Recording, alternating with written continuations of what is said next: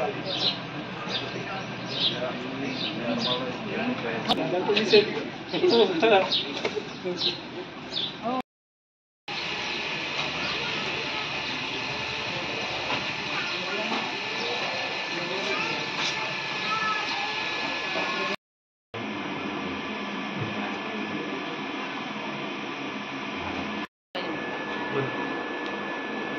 जाऊ की वाल्यांना वाटतं दुसरं वाटायला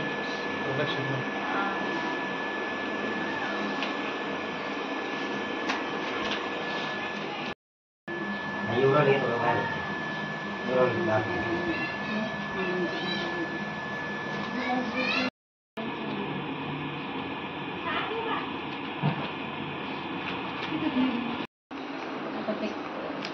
म्हणजे हे लोक काय पद्धतीचे आहेत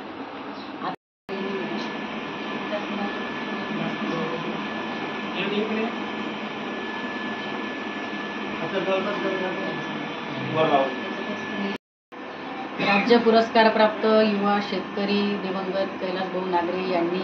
जवळपास 4 महिन्यापूर्वी खडकपूर्णा येथील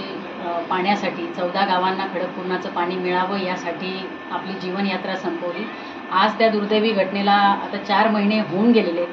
आणि ज्या गोष्टीसाठी त्यांनी आपलं जीवन संपवलं, दुर्दैवाने अद्यापही महाराष्ट्राचं सरकार आणि कृषी विभाग किंवा जलसंधारण विभाग ती त्यांची मागणी पूर्ण करू शकलेला नाही। 14 गावांच्या पाण्याचा प्रश्न होता तो अद्यापही मिटलेला नाही।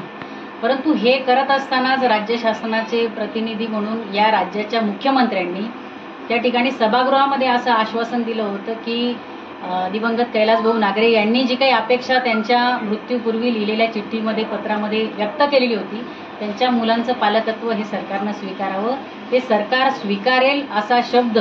माननीय मुख्यमंत्र्यांनी सभागृहामध्ये दिलेला होता। दुर्दैवाने माननीय मुख्यमंत्र्यांना त्यांच्याच दिलेल्या शब्दाचा विसर पडलेला आहे आणि राज्य सरकार आणि या राज्याचा कृषी विभाग हा शेतकऱ्यांच्या बद्दल किती अनास्था ठेवून आहे आणि किती असंवेदनशील आहे याचा प्रत्यय आपल्याला प्रत्येक दिवशी येतोय आणि असं सरकार आणि असे कृषी मंत्री या महाराष्ट्राला लाभलेत हे या राज्याचं दुर्दैव आहे। आज आमच्या बुलढाणा जिल्ह्यातील एक नावाजलेलं व्यक्तिमत्व असलेला प्रगतिशील आणि युवा शेतकरी पुरस्कार प्राप्त दिवंगत कैलास भाऊ नागरे यांच्या कुटुंबाला जर आपण सभागृहात दिलेला शब्द न पाळता त्या ठिकाणी त्यांच्या कुटुंबाला जर न्याय देऊ शकत नसाल तर बाकी राज्यातील शेतकऱ्यांना हे सरकार काय न्याय देणार आहे असं मला वाटतं।